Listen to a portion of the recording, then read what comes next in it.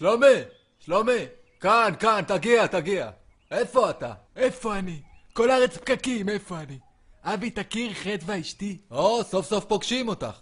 נעים מאוד. חשבתי כבר לא תגיעו. אחי, נכנסתי עכשיו לפקק, אתה לא מבין. במקום להפעיל את הווייז. כן, חדווה, במקום להפעיל את הווייז. הווייז לוקח לי את כל הבטריה. אתה מבין? הוא צריך בטריה.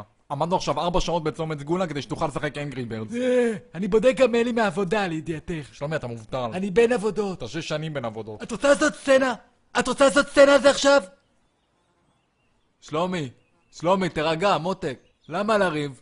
אתם עייפים מהפקקים, אתם עצבנים. בוא תאכל משהו, תרגע, אוקיי? אוקיי. שים לך שיפוד, מותק. סליחה? שיפוד, מותק, עכשיו יוצא. אתה לא רציני איתי. מה זה? שלומי, נשמה טהורה, תרגע. זה עוף? זה לא עוף. בוא עשית לי התקף לב עכשיו. תגיד לי, אתה נורמלי? שאני אשים לך עכשיו עוף על המנגל? כן, תכירי, אבי עם השטויות שלו. אז מה זה? זה פרגית כפרה.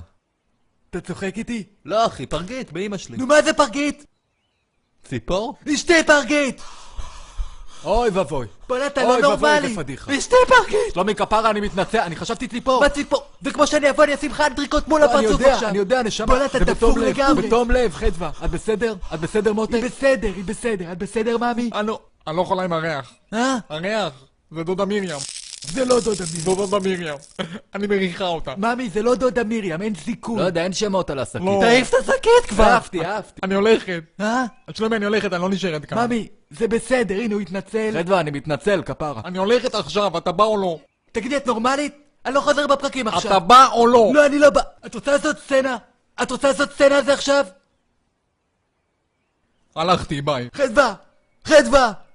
סמק! יו, אחי, אני מצטער. עזוב, רבתם בגללי. עזוב. זה לא רק בגללך. זה הרבה זמן ככה. אל תתחתן, אבי. לא, איזה... מי תרצה אותי? כן.